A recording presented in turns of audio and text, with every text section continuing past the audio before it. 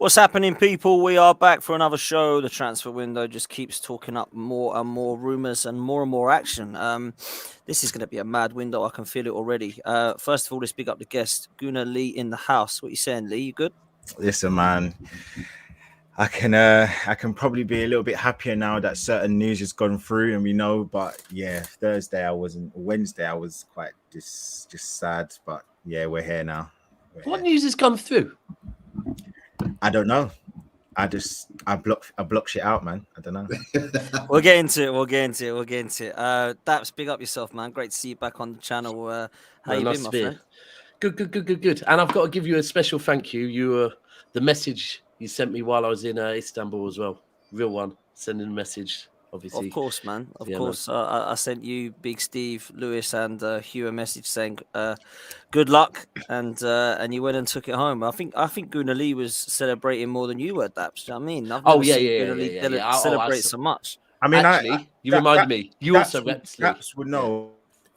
I was fully on Man City's train. Like, no, I don't care. I hate Man United, so I couldn't care less, mate. I was fully happy. Do you know what I forgot? Man. I actually did see that. It was you and Lawless. You, Lawless, and I think Parisian Londoner were the three that were repping City in that studio. Yeah, mate. I was fully on board, mate. And I don't have no qualms. I hate Man United, so I was sat next to Flex, and he was not a happy boy, man. I can't even lie. But why are they watching what we do?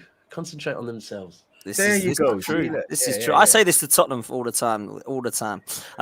Let's of course big up Pete as well, mate. I hope you're well. Thanks for jumping on, my friend. Always a pleasure having you on here. How are you, mate?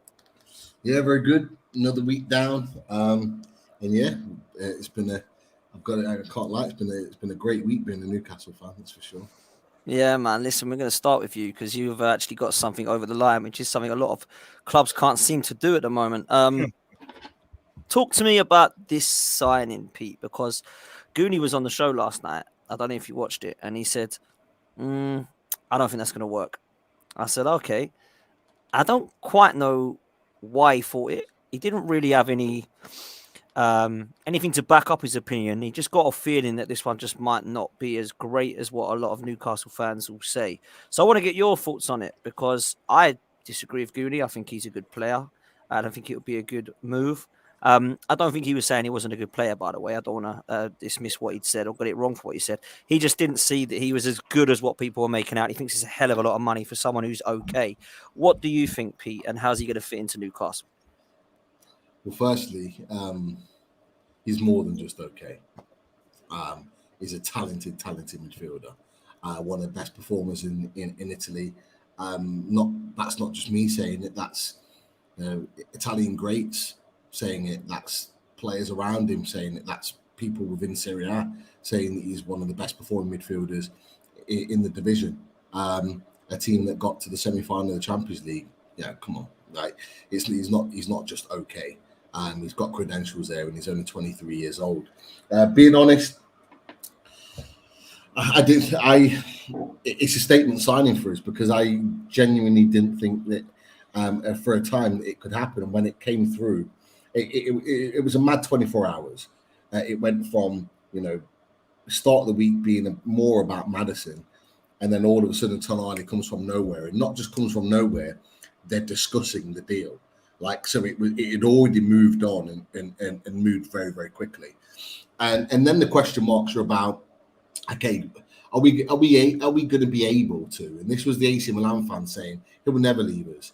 He's a hometown boy. Like, came from Brescia and got rejected from AC Milan as a young kid, and then came back to AC Milan to win the league for them a couple of years ago. Like, it's all of that, and you're thinking to yourself, maybe this is the step too far. Do you know what? When City first got money and we wanted Kaka, I don't know if anyone remembers that. Kaka was as good as joining City from AC Milan, right? And the reason he didn't in the end is because he couldn't leave the club. Yeah. Like, he was like, and he wasn't in. So that's a valid point that you've done. Whatever's happens, you lot have sold the project to him extremely well. Extremely well. Someone somewhere is. Yeah, exactly. And then after that, like, it's moved very, very quickly. once it was made clear that he was more than happy to join the club and they'd agreed the wages and all the rest of it, everything just accelerated very, very quickly. And I am massively impressed with the club being able to get this deal done so quickly and efficiently. Dan Ashworth's been amazing. This is why we brought him in. This is why we facts. That's a great. He's had a great deal with that, and he 100%. Like he's been on the button. He was on the button with Isaac in the summer. He's done it. He's done it again.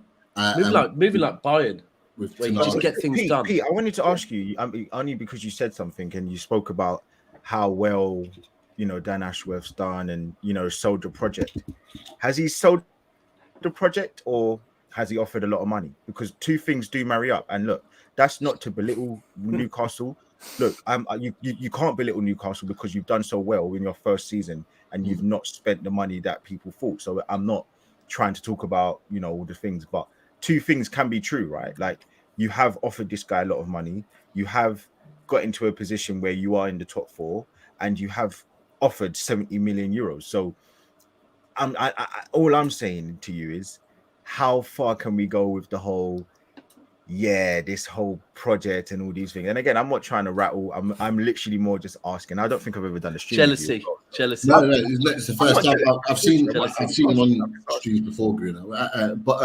But no, I think it's a fair point. And like I agree to a point. I think both of those conversations can go hand in hand. However, the one thing I'll say back to is that it goes back to the point that I mentioned. We've taken away from his boyhood club. Like you don't come away from your boyhood club very easily, and so he had to have been sold that it was the right thing to do for his career at 23 years old to leave his boyhood club. That they didn't want him to leave. You see the reaction of the fans; they're ready to riot. The ultras are kicking off. They don't want him to leave. Whose point does that back more? If you've got a player, Newcastle. I think. There's no one, and again, this isn't no digging at anyone else. There's going to be no Newcastle big club, small club thing, because ultimately, the pedigree that you've had within this whole Premier League, history, you have it. So you're not going to have what Man City had at the start. You're not going to have those those words. They've skipped it, bro. So when we come to it, is your point backing my point or yours? Because if you've taken a guy from his boyhood club, who is AC Milan, probably one of the definitely a top 10 club in the world. I think we would all agree with that. Then when you come back to it, and then definitely, and then you speak about the fact that someone even said he's earning £160,000 at Newcastle, which in theory isn't a lot. Saka's on 200, whatever it is. You've got some players on 300. Rashford's going on 370, whatever it is, but. You can also say, was he going to get that money straight away right now at AC Milan? So look, I'm not here to belittle your signing. I think it's a great signing. I think what you're doing, your project, I'm never going to sit here and disrespect because you've done something which it took even Man City to do a little bit of time. Man City got to the Europa League and then they kind of was in the Europa League for a time, and now where they are, fantastic. And Arsenal. We've been in the mud for the last 20 years. So I'm not here to disrespect you at all. I'm just trying to say, look, how real are we being here? And that's all I'm saying. Do you know what? Let me come in on that one. I think what Pete said there was spot on before, that it can be a bit of both, right? Yeah, that's what I was saying. And my whole thing is everything. Like a prime example is Bernardo Silva right now, yeah? The reports were that he wanted to leave City because he wants to go back to Portugal or Spain, right? But then Saudi come in and the money they're offering him is 75 million, right? So I'm not going to sit here and I'd tell him, go and get it, bro. It's 75 damn million pounds. That is securing your family's lives forever. But also it's the mentality of the player as well, right? Because I do think there's something going on at Newcastle. The way they're doing everything, it is a project. They're building something there. It's you can't just get it done. If it was just money, this would have dragged on for longer. Because I think it was just for money, he would have tried to play out for more money, right? If that's all it was, you think if that's your first offer, let's negotiate for a bit because I'm definitely going to get that up. The speed at which it's been done, and the fact is that again, logistics. It's Newcastle. It's not London, right? to sell a football player from outside of England, you're going to come and play for a club where you might not necessarily even have heard of the city before.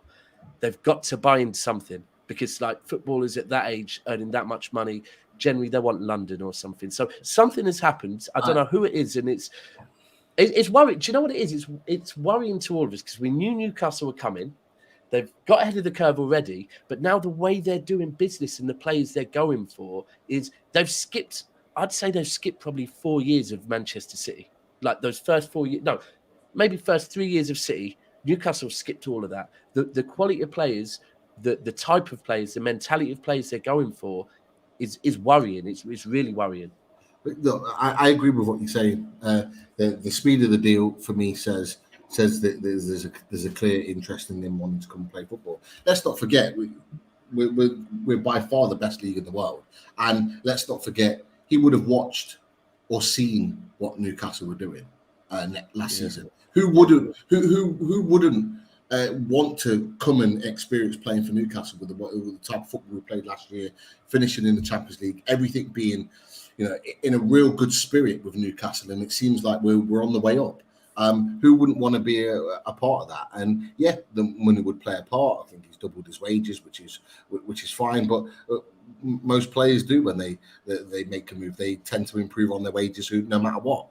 Any player that we discuss, Declan Rice, whoever it is that's going to move, they're all going to massively improve on their wages. So for me, 100%. I didn't think that we would get a player like this because of how tied he was to his current club. Is he the right player for us? Is the question. 100%. We needed to improve our midfield.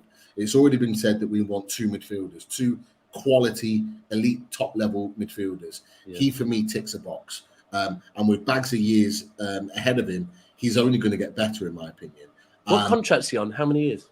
I think he's still 2029. So I really like this signing, man. I really like this signing. I actually think it's going to be a great signing. I wanted to ask you, though, Pete, like, your midfield with him in it, like, what does he bring in terms of attributes to the other? So what does he do to complement the others? You've got great midfield, Jolinton, Bruno Guimaraes, now Tonali as well. What do you see that being in terms of Newcastle's midfield now?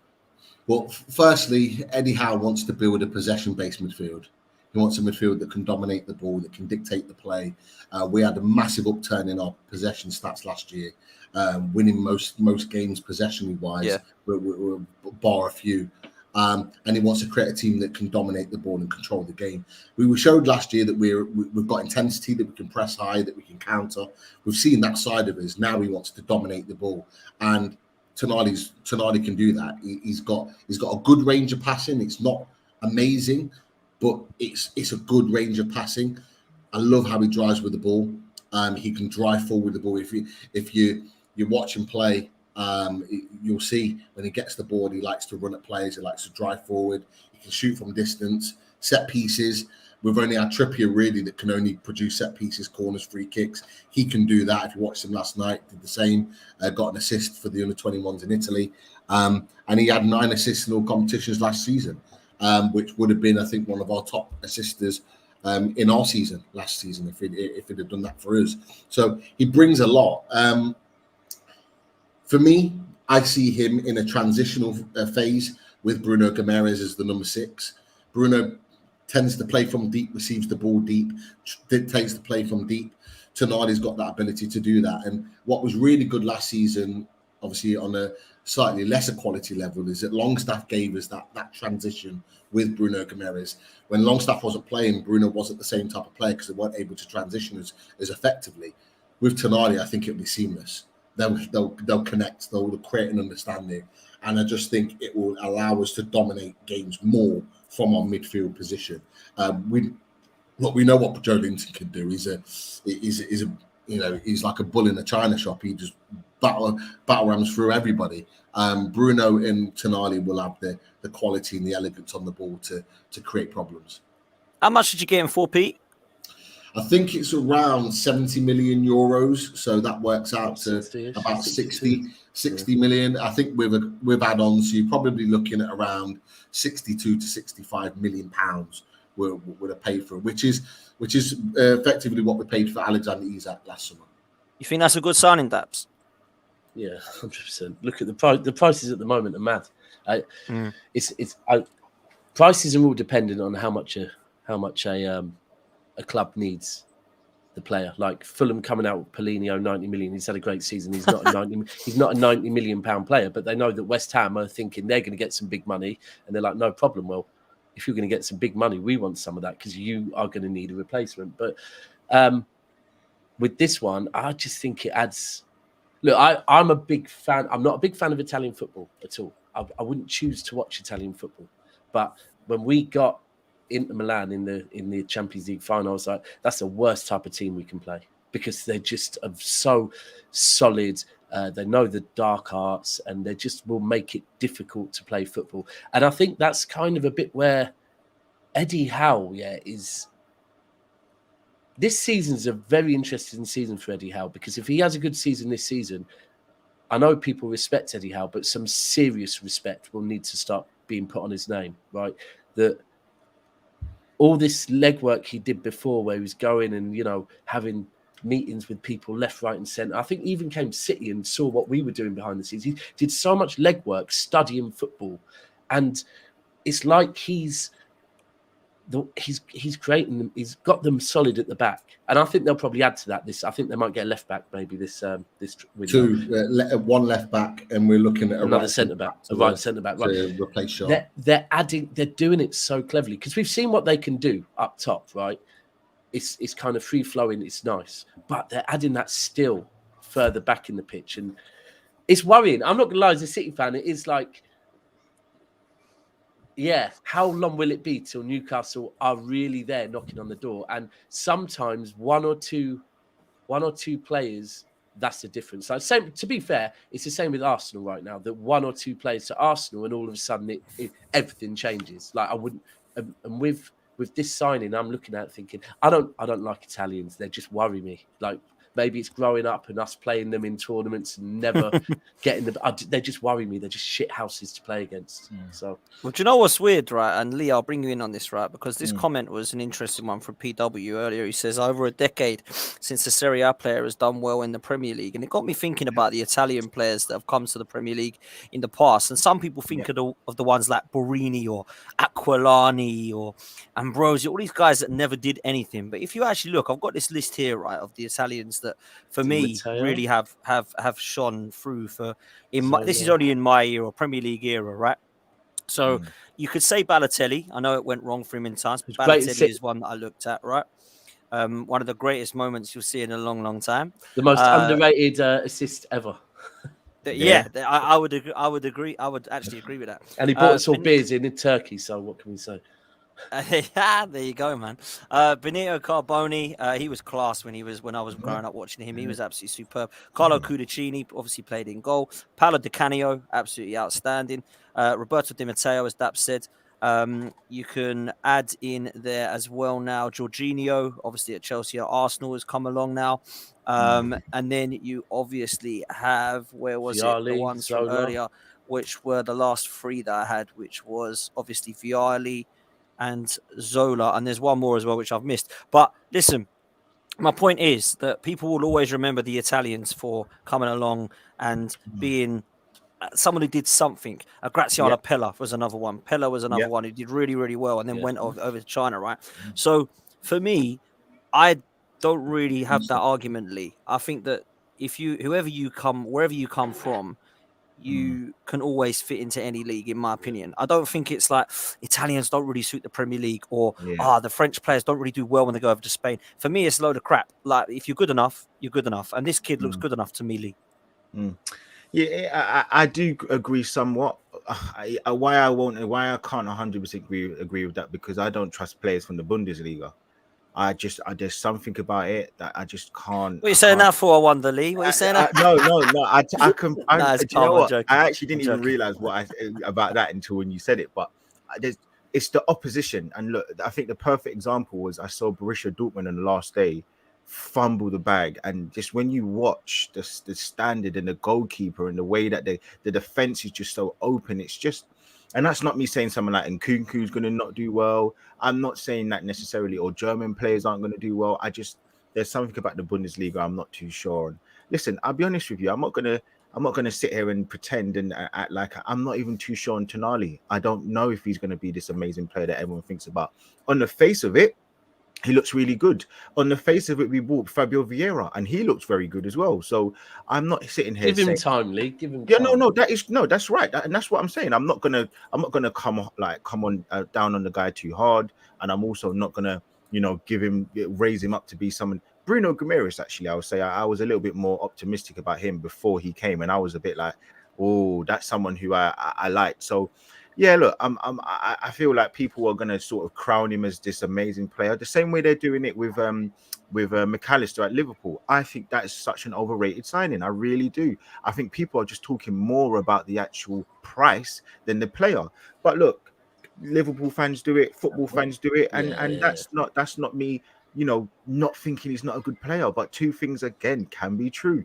Bro, do you know what it is? People just need to be let. Yeah. People need to be let to cook, and it doesn't happen no more. Like I've already had City fans jumping in saying to me, "What do you think? Who's better, Kovacic or McAllister?" And I said, why are you asking me? I'll be honest, I haven't watched enough of them to judge either, because I watch City predominantly, and it's who fits into what system. I think so. And then they started listing reasons. I said, but we don't know enough about neither of them yet. Let both of them cook. Currently, with both those signings in this market, they both look like good business based on the price. But you have to let people cook and work out where the manager is going to play them. And I know we're still on Newcastle, but that's my view on Havertz as well, that I understand he hasn't been great at Chelsea. However, and 60 million, you could say is a lot, but even if he has 2 bad years at Arsenal will probably still be able to sell him to a German club for 40 million in 2 years' time. Yeah, that's fine. And Arteta could potentially find a role for him that no one's seen and that actually does work. So I think you have to give players time. And 100%. But look, I get that. I do look at Tonali, and I think, look, the history of the Italian players, not players that come from Italy, but Italian players, sometimes they just find it difficult to, live in England. They find it difficult to be able to, adapt to life in England, and it happens. It's not strange. I've moved to a different country. It wasn't as hard for me to live there, but it happens. This is real life. So I think there are so many different parts to this signing. But look, I'm not going to be one to say anything negative about the player. I think Newcastle, as I said, are doing some great stuff. I think what they did the whole of last season, nobody gave them a chance. Even in January, people were still saying Man United are going to come in and do this and do that. And I know I actually keep forgetting that you finished 4th. Actually, I do forget that. But the fact is that you were in the top 4 for pretty much the majority of the season. And nobody, I believe Liverpool were not in the top 4 for the whole season, if that was a stat. Yeah. So look, you have to give Newcastle some real credit. I know you finished 4 points above Liverpool, but you're doing some good stuff, and you clearly need some more players. But this is a great start. Obviously, I know Dan and I. There's a player that plays for us that I think you're interested in that I don't want to see go, but you may get him as well. And if you get him, then we are Guna. Tierney.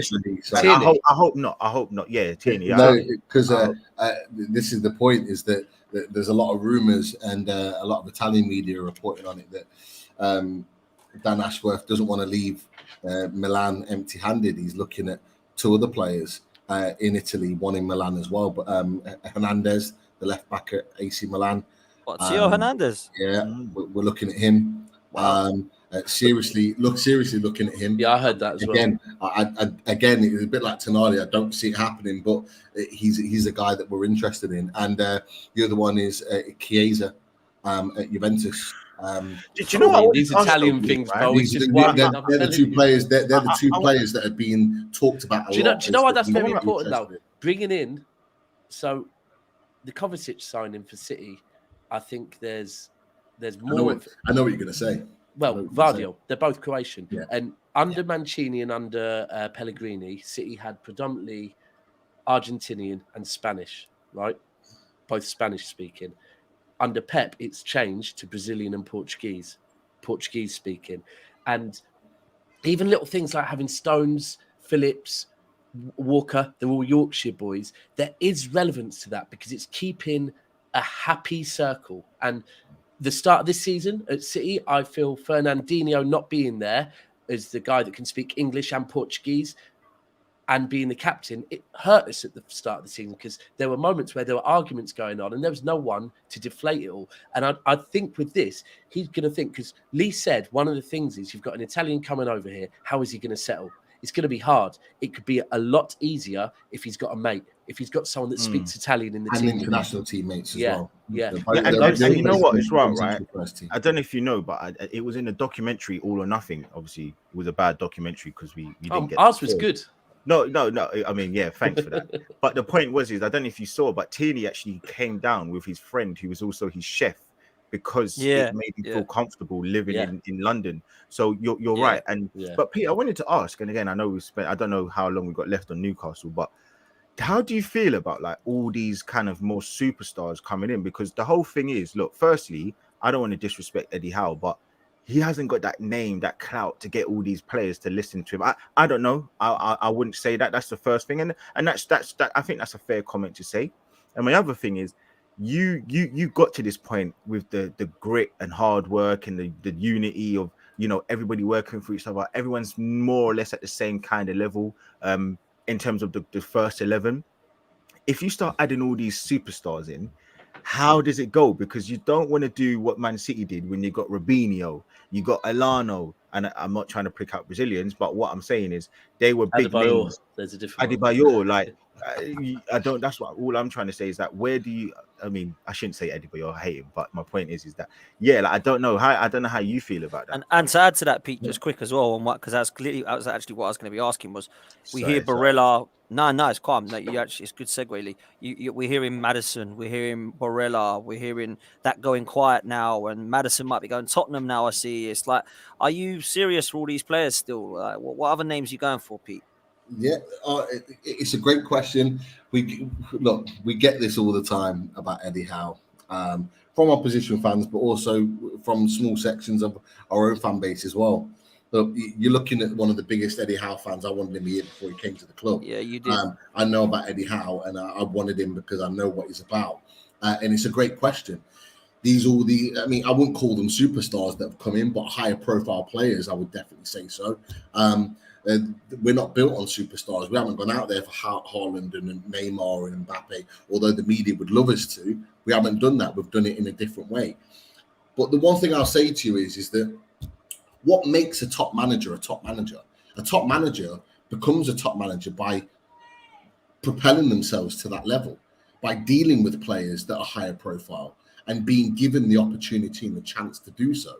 So for me, the way that Eddie Howe becomes a top level manager is by showing that he's a top level manager and working with top level players. So there seems to be this mindset in the media that Eddie Howe needs to be kicked out at some point, and the high profile manager needs to come in and take hold. And the thing is, Pete, just quickly on just quickly on that, because I agree with you. I'm with you. It's fair enough to think that. That's an opinion. Like, if you think Eddie Howe ain't going to do it, that's fine. But let him prove that he can't. He hasn't had the proof yet. Do you know what I'm saying? To prove that he can't do at that high level. And this is my point. You know, give him the opportunity. Like, I'll be honest, the owners, they see him long term.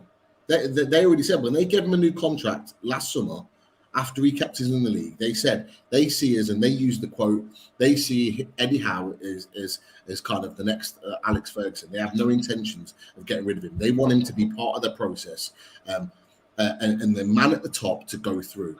And the longer Newcastle are fighting at the top end of the table, and the longer we continue to bring top level players in, the more the top level players see him managing at Newcastle and going, you know what, I want to play for him. Because they look at how Newcastle play, they look at the intensity, they look at the enjoyment. Sky have covered it amazingly this season and really captured the feel of what this club is all about. Yeah. And other people in other countries are watching that and thinking, you know what, yeah, I fancy that. I fancy going to play for him. I want to know what he's all about. Might not know his name, might not know him, but they see what he's created and they want to be a part of that. And I want him to create that for himself. I want nothing more than him to be the first English manager to win the Premier League. Do you know what? Anytime soon, but I would love him to be the first English manager, because we always talk about there's no English managers around that are good enough to be at this level. Well, give him the chance. Give him the chance to do it. Do you know what? I'm not looking ahead. I'm not looking ahead at years to come without looking at Eddie Howe being the guy for us to take us forward. I'll be honest, because I guess there's always going to be comparisons between Newcastle and City. And before I think you came on backstage, I was saying I always thought that with Newcastle, I saw Eddie Howe a bit like Mark Hughes, that they're going to allow him to go as far as he can go. But then this is how it should be. When people talk about Arteta, getting rid of Arteta, I'm like, listen, you do not change anything if you're like this, right? The minute you hit a trough, change your manager. But if Eddie Howe is continuing to improve Newcastle, they will not change it. But I think I've underestimated him, to be frank with you. And I remember Kendall speaking about all the stuff he did and, you know, how he was really invested in learning about everything and the right ways of doing stuff. And I guess with Arteta, because I think Arteta is very good at doing certain things, as in creating the team spirit and everyone at the club pulling in the same direction. He learned off of Pep. It's like Eddie Howe learned himself by just going and finding out. And I do think everything you're doing there is right. And with your owners aren't. You'll hear that your owners are there short term. They're not. The one thing with with the Saudis, and my best friend works for Live Golf in a director role, so he knows them extremely well. They're invested long term. This is not about. Whereas some owners look at short term profit and how you achieve short term profit. These guys, firstly, they want to be the best at what they do, right? They have pride in what they do. It's not just about... Yeah, go on. I just want to add to that, because you've just segued really nicely to something that's just come out. So our chairman, who is obviously on the board of Live Golf PGA, Nasser Al-Rumayyan, he's just put out a statement to say, and to reflect on this season. And the one thing he said is that we have the ambitions to be number one. Yeah, that's what he's just put that out in the last half an hour. So that tells me everything that I need to know about our future and where our owners want to take us. They want us to be number one. They know it's going to be a process, and we have to play by the rules and FFP and all the rest of it. But they want us to be number one, and if they can push the button to get the best players in as possible each window, they'll do it. It's not just about being number one.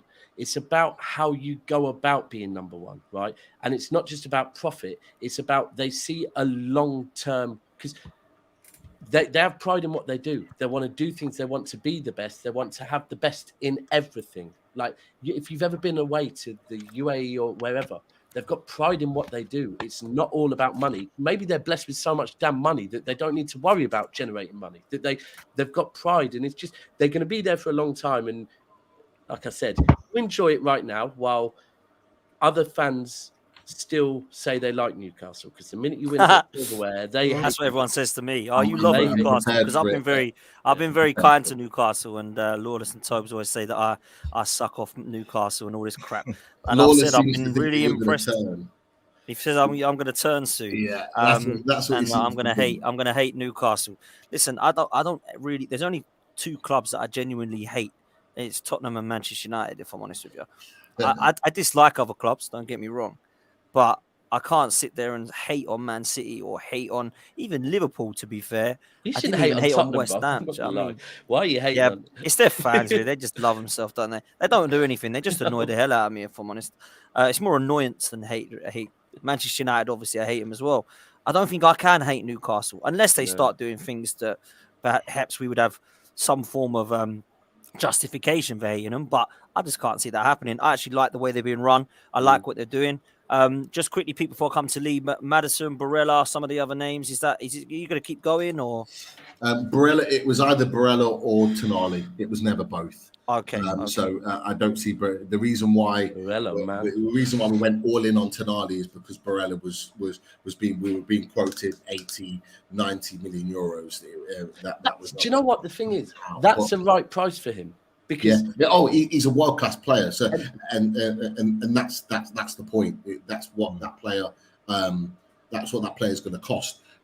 For Maddison, I'll be honest with you, I keep hearing conflicting reports from one day to the next. It's like today, for example, they're leaning towards he's leaning towards Tottenham. Newcastle aren't going to pay the fee. Then I'm hearing the next day, he's leaning towards Newcastle. Tottenham are not going to pay the fee. I have no idea with Maddison. I've got no idea. What I have heard is that he's interested in both clubs.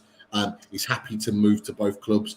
It's all about who can agree the fee first with Leicester. And that seems to be the thing, is that whoever agrees the fee first. I would stay away. I'll stay away from him. Same, Lee. Thank you. Agreed. He's a flash in the pan. Any player that you want that's linked to Spurs, mate, don't bother. But Lee, I think that's harsh. I like James Maddison. I think he's a quality player.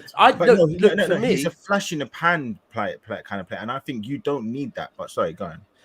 What I would say is that I'm a big, like I've said about Tielemans for a while, that when you see a player that is constantly pushing for a move away, right, they're the type of things that they worry me. Like a prime example was Sanchez when he was going to leave Arsenal and he'd been flirting with Pep for a whole season, saying, I want to join the project. I love the project. United came in, offered him more money, and his agent came to City and said, United have offered more money. And Pep said, let him go then, because he's been lying to me for a year. He's not coming for the project. He wants to go for the money. So if Maddison is saying, I'm happy to go to Leicester, or I'm happy to go to Newcastle, or I'm happy to go to Tottenham, to me, his mentality is not quite right. Because you've got this Italian player, you've gone in, sold him a project, and he's come for whatever reason. Maddison seems like he just wants to move away. There's already questions in that for me. Fair. And I think a lot of Newcastle fans have caught on to that. And this is why it's changed slightly, because one of the players who were linked with him really heavily at the beginning of the window, and now it's come back that potentially something in there, is Dominic Szoboszlai at Leipzig, who is a talented player. He's a top quality player. We might have to pay a little bit more to get him out of there. He's got a release clause of 70 million euros up until the end of June. And then you can negotiate a lesser fee. But I genuinely believe that the longer this Maddison deal rumbles on, if we get into July, Eddie Howe wants his players ready for pre-season. I genuinely think, and let's not think, Eddie Howe's first choice is Maddison. He's wanted Maddison since last season. We had 2 bids rejected. He wants him. But the longer this rumbles on, Eddie Howe, I think, is going to turn around and go, you know what? Let's go for that's playing straight into Daniel Levy's hands, because Daniel Levy, when you change him, Daniel Levy going with rubbish offers and somehow get him. Exactly. But I think a lot of Newcastle fans see Szoboszlai. He's a lot younger, physically bigger, taller, stronger. He's got Champions League experience. A lot of Newcastle fans see him as the better option. They genuinely see him as the better option. The only thing he hasn't got is Premier League experience. So for me, if we were to get someone like him in as the second quality midfielder, I'd be happy with that. More physicality, brilliant. We're building a big physical team. Yeah. Most of the players are above 6 foot, big physical. It's like Mourinho did in 2003, 2004. He built Mancini did it in City as well. Physical team. Mancini did the same. Newcastle, Eddie Howe was building a real. Man City doing it now. Yeah. Diaz, Stones, Keeper, Vardio, Akanji, Vardio if he comes. You're right. Vardio, Haaland, De Bruyne. What's his name? What's that guy's name? Rodri's too. Rodri, like you've got that's your first team. I've named. It's like Pep this season. It's like this season. Pep's actually realised. He's had a great season. Ake. Yeah, unbelievable. Pep's realised this season, I feel, that and whether it's by mistake or not, but by playing 4 centre backs, that actually he's realised, you know what, there is some worth in having a solid defensive unit, that you do need it. And I think especially when it's your first Premier League, you have to, like we found with the Champions League, that was hard graft beating Inter, right? We had to delve deep. It wasn't usual City football. But to win your first of something, you do have to be physical, be strong at the back. And yeah, man, I'm not going to lie, I'm slightly starting to worry about Newcastle the more I hear as well. Listen, Newcastle want that. There's no doubt in my mind that Man City and Chelsea winning and doing it the way they've done it, that will be Newcastle. I don't know when it'll be. I've no idea. It will be, and I like the way they're building, man. They've not gone mental.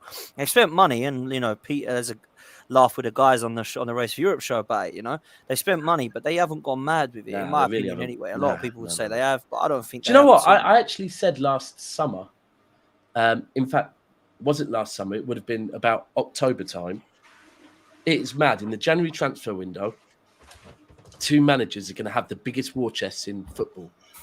Eddie Howe and Potter, right? The 2 young English managers that no one... And I said, it's mad that you're looking at these managers that no one ever thought they'd be in jobs with millions and millions to spend.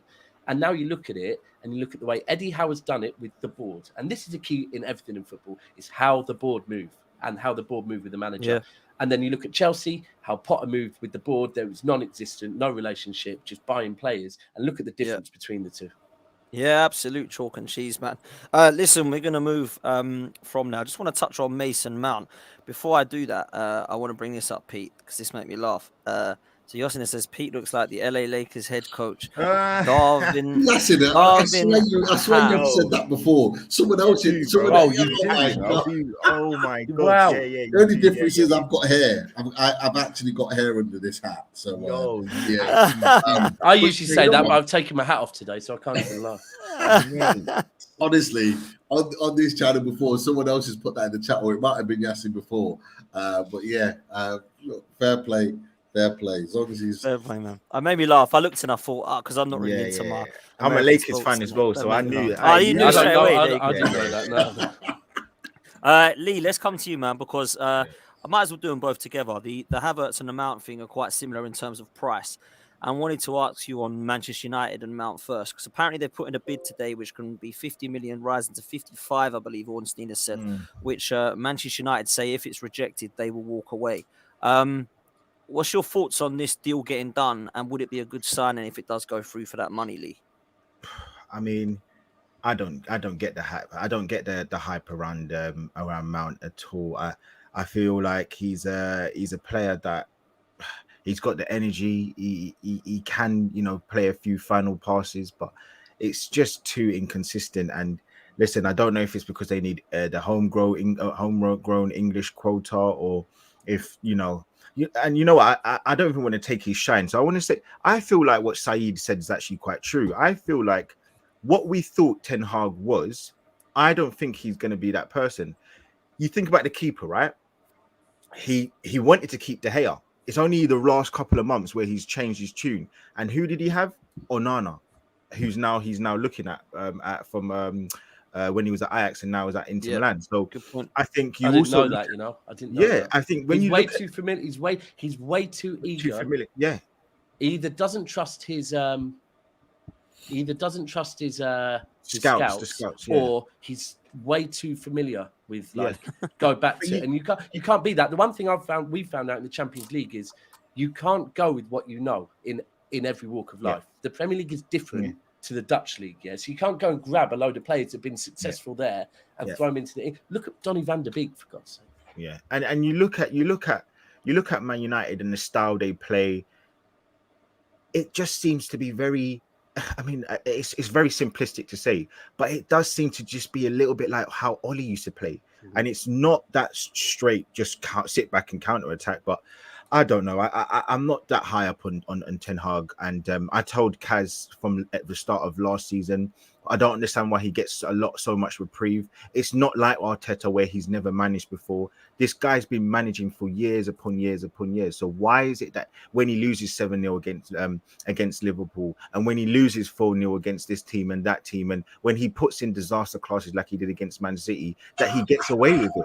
It's not the same. So I don't know. I'm not too sure what this guy is all about. I really don't. I'm not too sure that what he's trying to do. But listen, some people could say the same thing about our manager, Arsenal. But at least I feel like with Arsenal, with Arteta, the positive, if I was going to spin it, is at least he's got in people like Ben White who have proven everybody wrong, and with the keeper who's proven every single person wrong. And what he's done with Saliba, no matter what anyone wants to say, everyone was so down on him for the way that he treated him, and now he signed a new 4-year deal on top of it, and Saka and Martinelli and Jesus. And so yes, he's brought in some obvious signings, but he's also brought in some players who no one thought about, and he's elevated them. So look, there's swings and round, and Xhaka is another one. So there's swings and roundabouts. But if I'm focusing on the Mount thing, I really, really don't understand what he's trying to do. But I really do think when you actually look at it, and I'm not taking it, as I said, this is Saeed's point, but I truly do believe it. I don't think Ten Hag's going to play the way this possession-based Ajax football that he did at Ajax for Man United. I just think it's totally different. For me, Mount, I would say, is not what Man United need, Pete. I'm not going to lie. Like, if I was to go for Man United and look at their midfield, they've got Casemiro, they've got Bruno, they've got Eriksen, who's obviously not going to be around forever.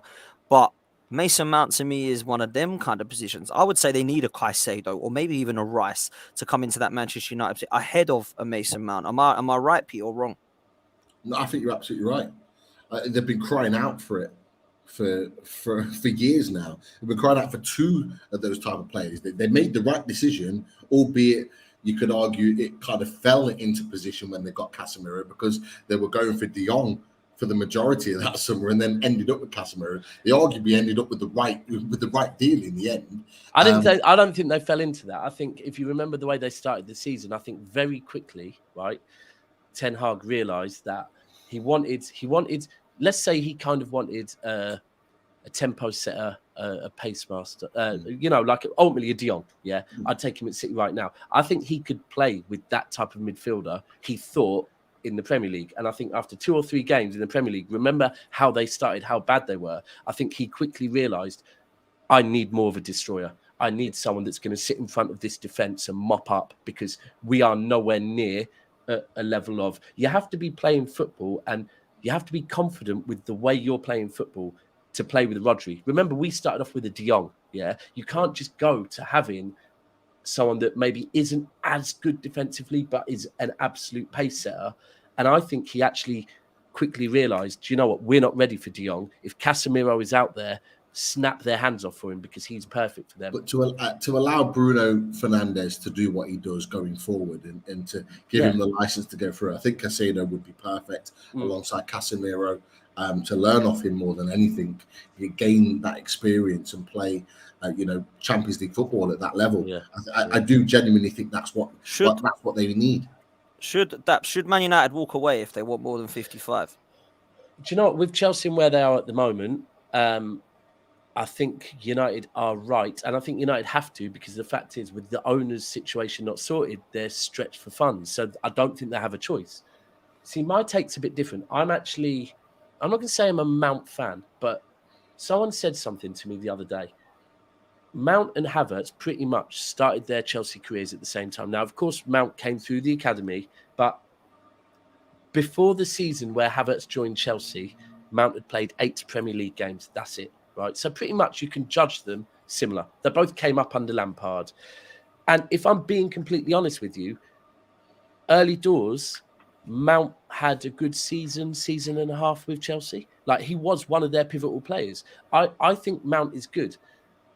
I find it difficult to judge much at Chelsea for the last year. And you could probably even say the last 6 months before that, because of all the turmoil there. There was a lot going on. The one thing I would say with Mount is he has to start pretty much every game. He's not a player that you can bring in and out. He's a player that thrives off being part of a team and playing. And that's what you've seen at Chelsea. While they've been using him bit part. Daps, can I ask you a question? Yeah. Can I ask you a question? Could you say the same thing about then saying, oh, well, when Louise was at Arsenal, when we were in the mud and we were finishing 8th, could you judge any Arsenal players then? Yeah, I think that's probably fair to say, Lee, to be frank with you. I do think that's fair. Hold on. But the reason why I think I'll say that is because I hear it all the time about City players that, they're not that good. They're just playing in a good system, right? And I'll be honest, this season, I actually think you're pretty right, Like Jack Grealish, for example, people say his goals and assists, whatever, but Jack Grealish is exactly what Pep Guardiola wants in the system, right? You have to be part of a squad, part of a team, and work the system right. If you don't work the system right, I'm not saying Mount is going to be right for United's system, by the way. 50 million English tax at his age, it's not a bad price if they get him for that. I think again, we just have to wait and see. I think Mount has had a good couple of seasons. He's had a bad last season, but also Chelsea's a football club. Their fan base are like that. And we have to be real, whether people want to say it or not. Mount is a player that all of Chelsea's old school English fans like Mount. Anyone that is from abroad don't like Mount because they think everyone rates him because he's English. And it's a bizarre fan base. It's something I never want my fan base to be like, where people aren't judging it on performances. They're judging it on whether the guy's English or Algerian, right? I think Mount's actually quite a good player. But you are right. I'm not a massive Mount fan. I feel like the reason why I'm not is because I look at Mason Mount and I look at the money that he's demanding. I'm looking at the money that's been circulated in the media with regards to what he's potentially going for. The wages are mad. 50, 70, 80 million that Chelsea wanted, which is just, for me, just absolute madness. But I look at him and I look at other players in his position and I think, okay, what does Mason Mount do? What does he specialize in? Yeah. What is his specialist quality? We know what other players do. We know what Declan Rice does that makes him a standout quality player. Yeah. We know what other hold on in position. Hold on. But if we would have gone, this is recency bias. This is recency bias. If we were to go 2 years back when they were in the Champions League final, that season there, people would have said they know what Mount does, but they're not quite sure what Rice does, right? But now you can say the other. At that point, I can be honest with you as a City fan, that Champions League final, people would talk about the Havertz goal. For me, it was Reece James and Mount were sensational that game. Mount is good at driving with the ball. But one thing you did say is it's a bit of what's his best position. That's what we don't know. I think he's an 8. I think he's an 8. He showed a lot of potential and he was good.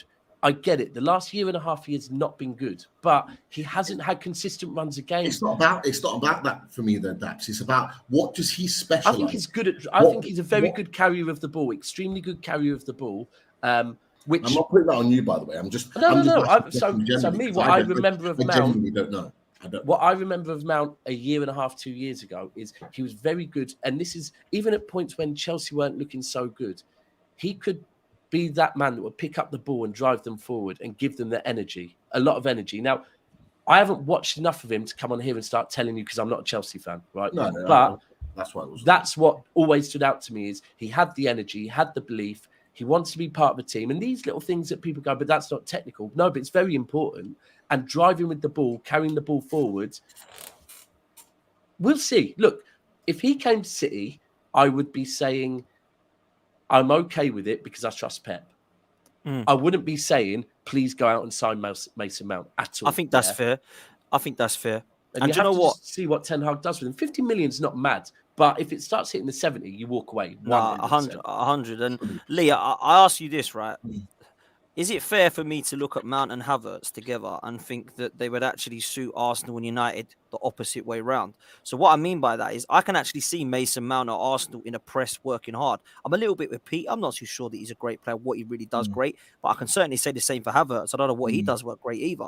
So I'm looking at both of those and I'm thinking that perhaps there's a few positions that Manchester United are lacking that Havertz could help them with and a bit of technical ability that perhaps they're lacking in certain positions. And Mason Mount playing in that Arsenal side with a high press and that actually is someone that needed to carry the ball and work hard might work better.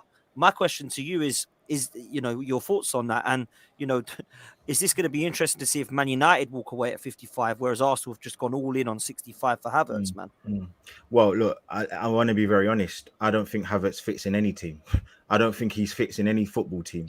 Yeah. I don't feel like he should lace up any football boots. So let's just. Lee's not happy about it, are you, mate? I think that's probably best to keep that there. But I will say with you Mount, nearly said let's have it right. You fully went Johnny Minerals on this. Yeah. So, but I will say that with Mount, I do think that some of his characteristics is the hard working and the high intensity and the pressing, and he's someone who.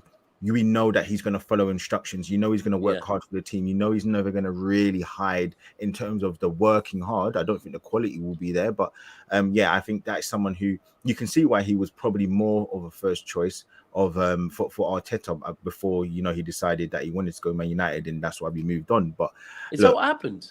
Yeah. Arsenal wanted him Mount, and he then decided.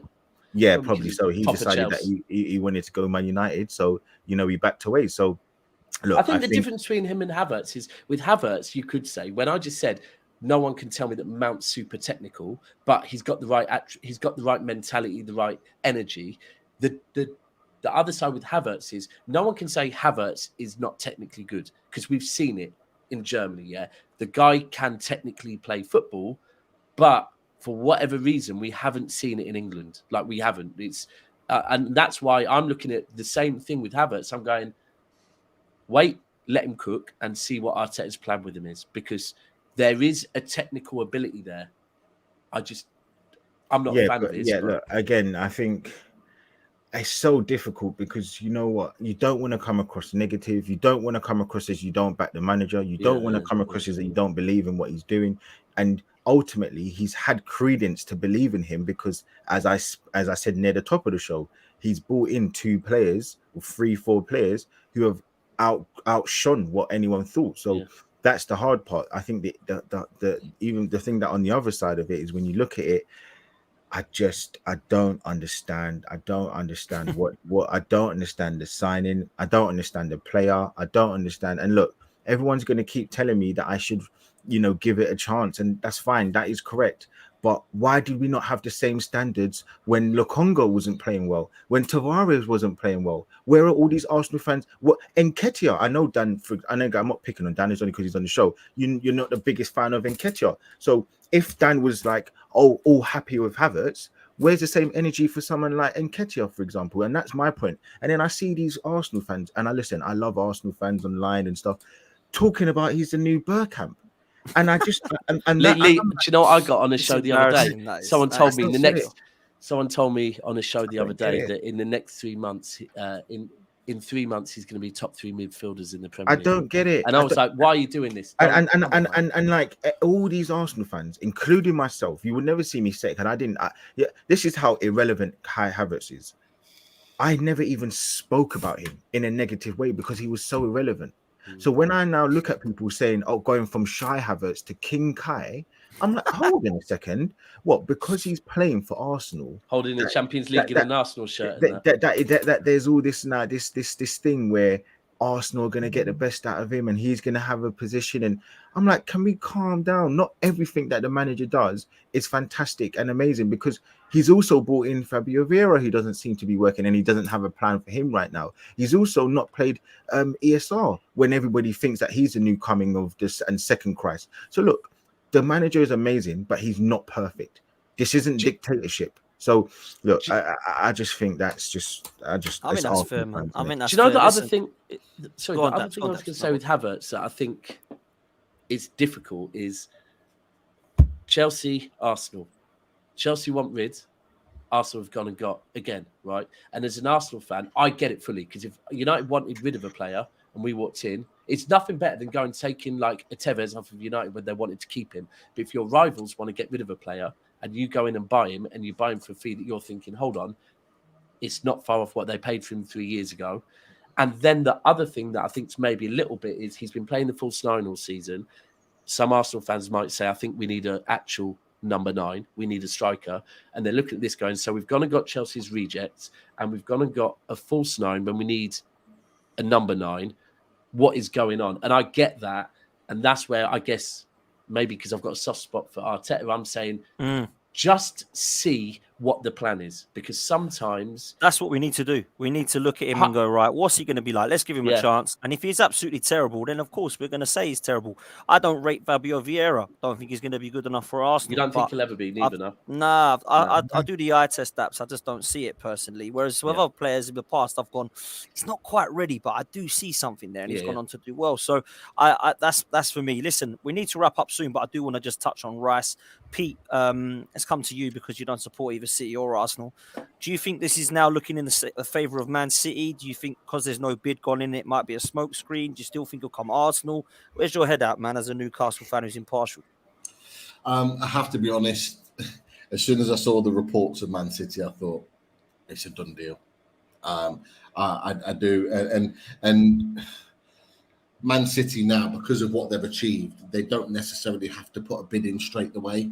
They can come in at whatever point and it will turn heads, because they are the team that everyone wants to play for right now. And look, there's been all this conversation. Look, we've talked about it on shows as well, Potts, is that, Declan Rice wants to stay in London, he wants to go to Arsenal, all this sort of stuff. But when Man City come calling, and at some point you're going to be picking up another trophy next season, or it's very, very likely, near on guaranteed, you're going to want to go lift some trophies. Now he'll be mixing it in the international break with the likes of Grealish and Stones, and they'll be telling stories about what they've been doing, celebrating, and all the rest of it.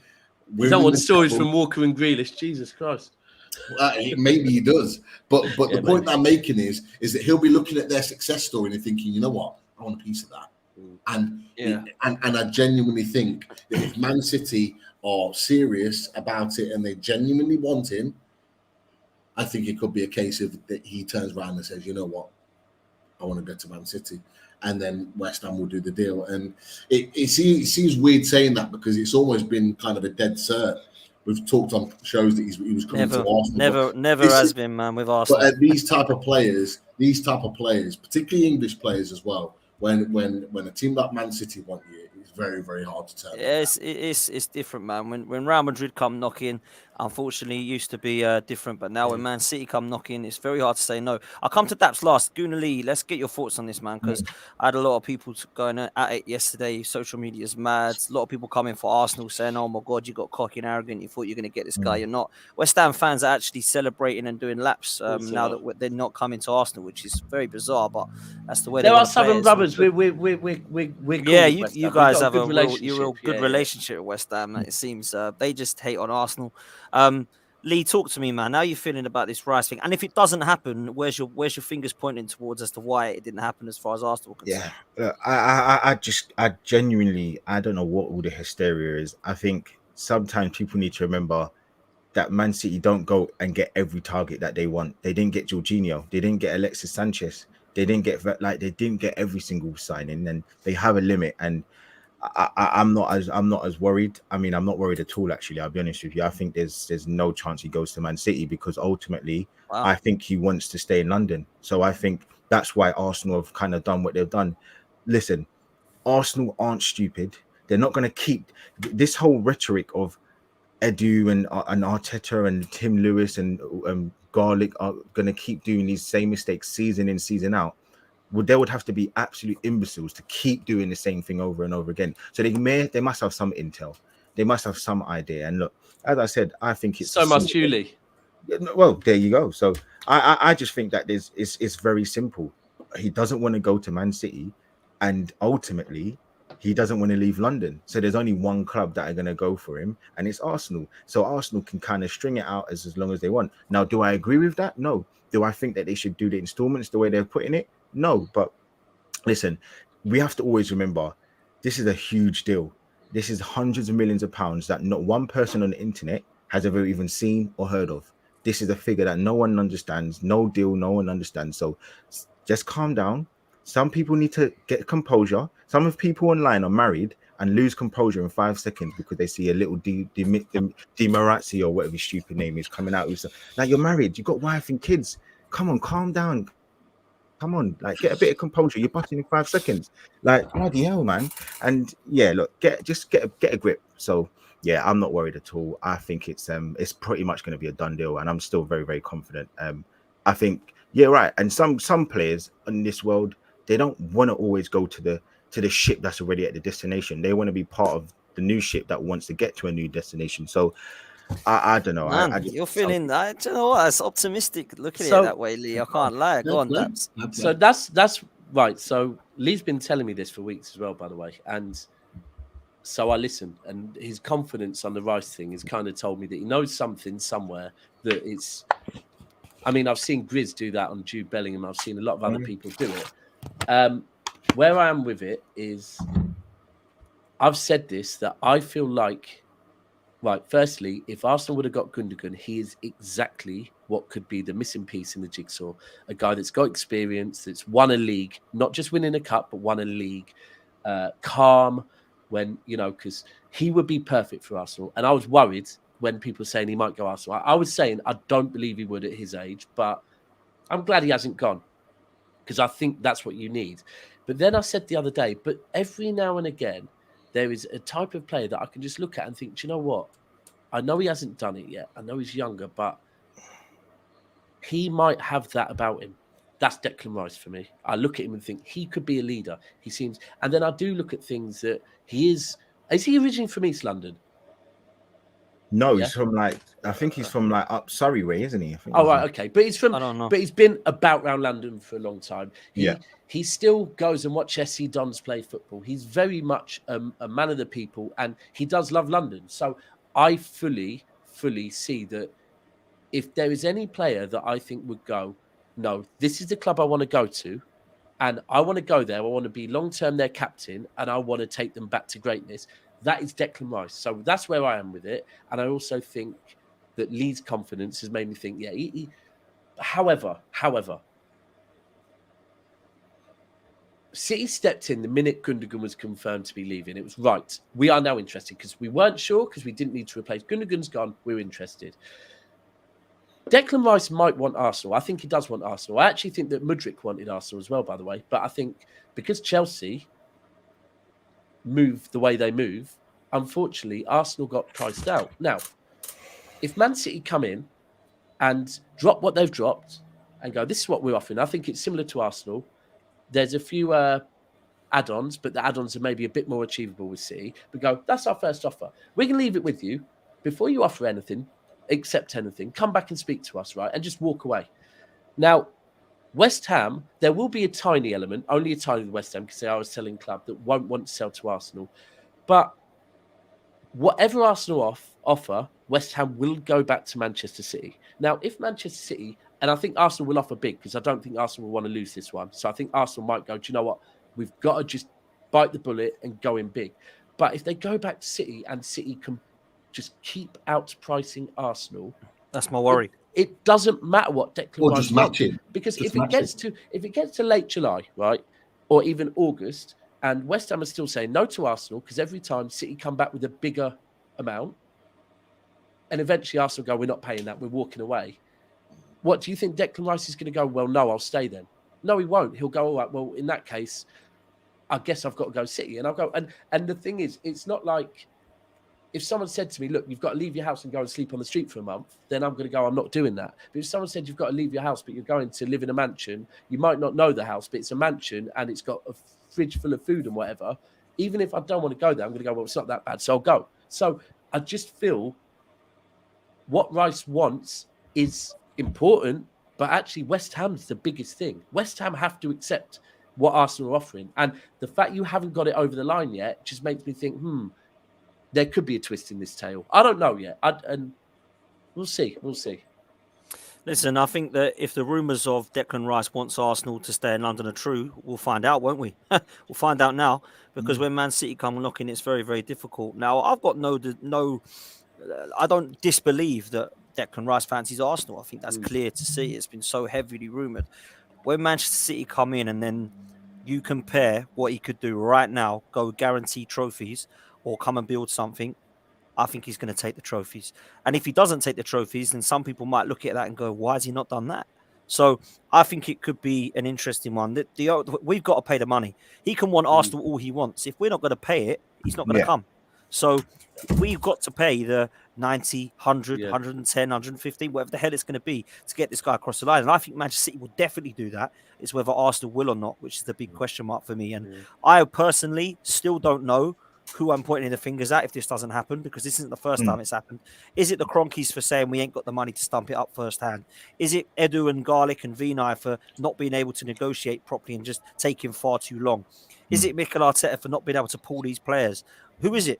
I have no idea. No one can tell me. I think, personally, there's a problem with our transfer and negotiating team. But is it that the funds just ain't there? Because if the funds were there, then Kroenke should be able to say, sorry, what are they asking for Rice? Well, we need him. So just tell him we'll take 120, then I'll give you another 40 million here. If they're the owners that we believe they've got to be to give us these, what the Rams and the Colorado Avalanche have got and the Denver Nuggets, if they want to take us to that level, they're going to have to spend more than 10 million pounds more. I do think though, like there's two sides of it, and it's all of us. Before Pete came in, we was talking about even houses.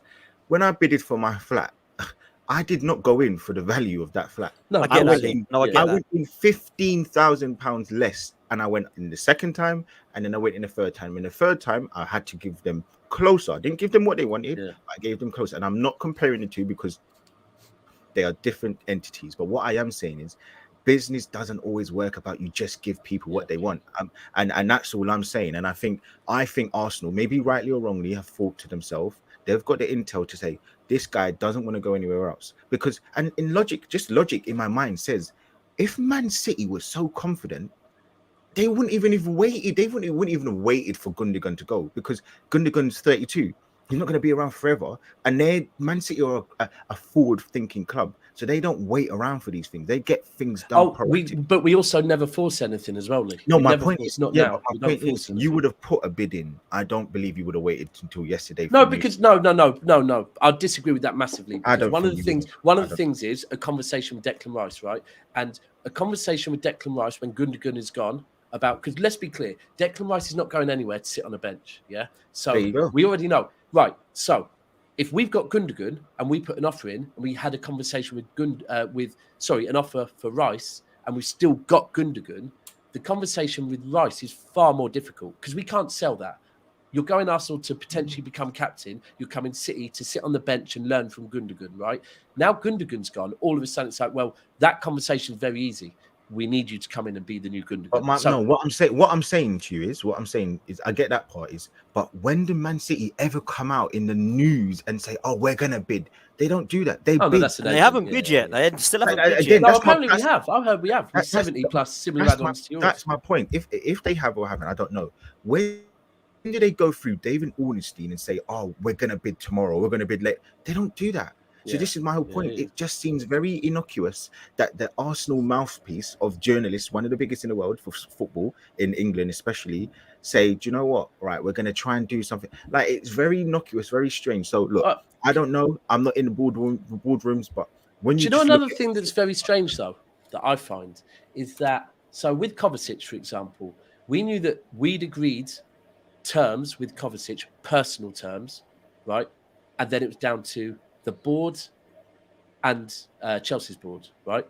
With Vardiol, the rumours are that personal terms are agreed, and now it's between City and Leipzig's board.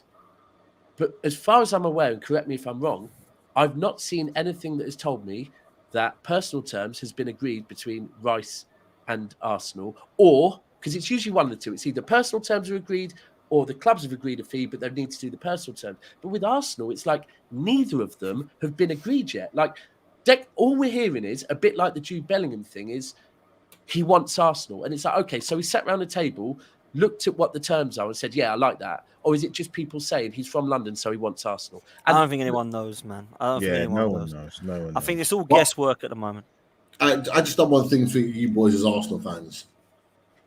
Is the reason why you guys haven't stumped up that 100 million plus to just drag him out of there? And you've been saying, just pay the money, get him out of there, get him to Arsenal.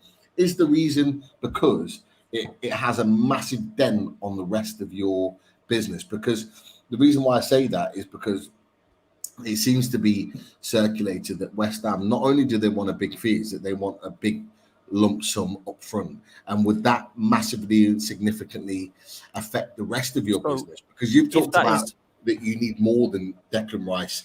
Absolutely, we do. And if that is the fact, Pete, then I'll be looking at the ownership. If that is true, I'll be looking at the ownership saying, okay, so it can't be the issue because we've just slapped down £65 million for Havertz. 40 million looks like it's going in for Timber. That's over 100 million already. They have been more of a priority than Declan Rice, it seems. And we're all told that Declan Rice is our priority. So if it's now going to be actually we can't afford Declan Rice because we've already whacked in 100 million on Havertz and Timber, and now West Ham want more, we're going to have to walk away. I'll be asking, why are we walking away? Did you not want the player? Because if you want that player, you've got to start acting like Chelsea and Man City do now to compete with those in terms of the finances and at the top of the table to go and get these guys over the line. Because what I get from Arsenal fans, one second, and Leo definitely agree with this, is, impact signing, statement signing, everybody looks at us and goes, wow. Next, he might be a bit expensive anyway. We might as well go get someone else. That's not the attitude, man. You're not going to win anything like that. Yeah, Remember Liverpool? You're not going to win anything. Liverpool did it with Van Dijk and Alisson. There we go. Exactly. And look what happened. They went and won the league. Yeah, that's and it. Did they go, oh, I better not spend that 70. Maybe we should go and get someone when we for went and got Yaya, they went and got him and won the league. When we went and got Yaya Toure and David Silva, people were saying, oh, it's way too much money. A year later, they won it's the FA Cup. We beat Man United 6-1 out of nowhere, and we won the Premier League, right?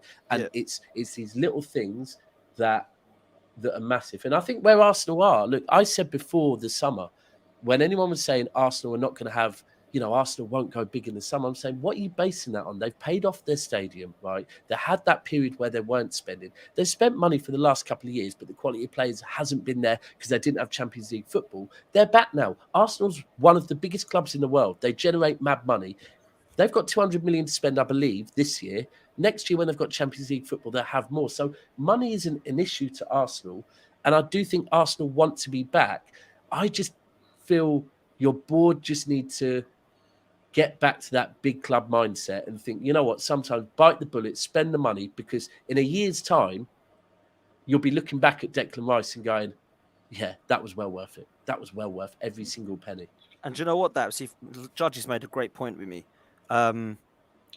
If we spend money big this summer and we get, say, the 4 or 5 names that are coming in and maybe a couple more, we won't have to do 200 million every single summer. We started doing, exactly that. And that's what we got to do now. This is a huge summer for Arsenal. This isn't let's get a couple more and see if we might be able to keep in that Champions League and see if we can get past the group stage. This is let's go and win now. No more of this process. The process is done. The project is finished. We're there. Now let's go and get the players we need to get to that next level. Go on, mate. What you lot have to think briefly is, and you're blessed that you are a bigger club than City were, yeah? But when City got the money, we were John's Cafe, right? And you had Burger King, McDonald's, KFC, right? They're all got processes. Big up John's Cafe, by the way. They've got everything to move. They've got better supplies. They've got everything to move. They're in the Champions League. They're getting that money in every year. You have to play catch up. And guess what? In any business, you have to spend money to catch up, right? We did that. And yes, we spent a lot of money. And right now, we're every rumour and whatever, we're being pulled up for it. But we had to spend money. But now you go and look at net spend, all of a sudden we're not there anymore, because we're exactly as you said. You'll get your squad to a point where every summer you have to buy 1 or 2 players just to replace the older ones. And that's where Arsenal are right now. Yeah, man. You do have to have a couple of seasons of spending big. You have to keep up. You are going to have to, yeah. And then you'll be back where Arsenal were, but possibly achieving more than you ever did before. But you have to go through that process. That's the dream. That's the dream. Guys, we're going to leave it there. Pete, big up yourself, mate. Thank you so much for coming on. How can people follow you, mate? You can see Loading Mag NUFC in the description. We're very, very close to 6K, so come and subscribe to us. Lots of stuff going on with transfers and lots of shows planned. If you haven't watched the shows that we've done on this week, definitely get involved in that, and more to come in the weeks to follow. We've got plans every week over the course of this transfer window. So come join us. Great stuff, man. Make sure you go follow the guys, get Pete and the guys up to 6K. Daps, likewise, never a foul. What you got coming up, bruv? 2 shows daily. Mid show day with Cass, usually talking about the transfers. Then evening we usually have a debate show where we get different guests on and have fun debates. And in the next couple of weeks, we've got our proper live studio opening up where it'll take it to a next level, proper shows and whatever. But yeah, we're us and you, Dan. Our subs are we're both. Yeah, it's like it's kind of doing this, isn't it, together? It's 10K by the time the season starts. So yeah, head over there, please, and hopefully we'll get all of you guys down in here soon. So yeah, man, big up. I love having me on as always. No, man, you're always welcome. You know that. We're very, very similar to Never a Foul over here, and some of us share the same platform, should I say. So let's get both this channel and Never a Foul up to 10K ASAP. We're so close, man. So close now. Gouda Lee, big up for coming on, bro. Always a pleasure. Always great speaking to you, man. What you got coming up on your channel, man? Do you know what? I need to just get back in the rhythm of it. I've been so busy recently. I've just literally had no time. But listen, I will be kind of getting back on it, and all the people that don't think that Declan Rice is going to sign, I'm sure when he does and I do a stream, I hope I get the apologies. So let's see in it. So let's see. It's going to be an interesting few weeks, man. But yeah, you can definitely catch me on my YouTube, Instagram, and Twitter. So yeah, Guna_Lee. You'll find me on YouTube for sure. So I will be getting some videos out daily now because I've got a bit more time. So yeah, for sure. Lee, sorry, can I just ask you? So Hassam swore that if Liverpool didn't get Jude Bellingham, he'd shave his head off. Yeah, there you go. I'll do the same thing. I'll do the same. No. If you don't get Declan Rice, the whole beer, the tash, the whole shebang, there's not a chance in hell I would ever do that. What about put a wig on? What about put a wig on? You can tell on his face he was never agreed to that. I can tell you for you know what? I'll tell you for sure. If you want, I'll shave my hair off. I'll do that. No. I'll do that for sure, mate. I'll tell you, listen, I can find a bit to get rid of, but I definitely ain't shaving no beard off, mate. I tell you. Someone in the chat says the beard has to be pink. Hey, listen, you know what I'll do? I'll spray a little bit maroon for West Ham. There you go. Hey, there you go. It's a deal. Lawless would be happy with that. Yeah, Lawless will be well happy, man. I'm going to show him the last of this when you said when everyone realizes that Nicky and Lawless are going to have to come and say sorry when Declan Rice comes to Arsenal. I'm showing him that, man. I'm showing him that. I think he will go Arsenal as well, by the way. Yeah, let's see, man. Let's see. Listen, make sure you smash a like on the way out, people. Subscribe to the channel. Get us up to 10K. Go follow Guna Lee, Never a Foul podcast with Daps, and Loaded Mag NUFC with Pete. We'll see you next time. I'll be back this evening to do my usual show. Take it easy and up the Arsenal. Take care, people. Let's go.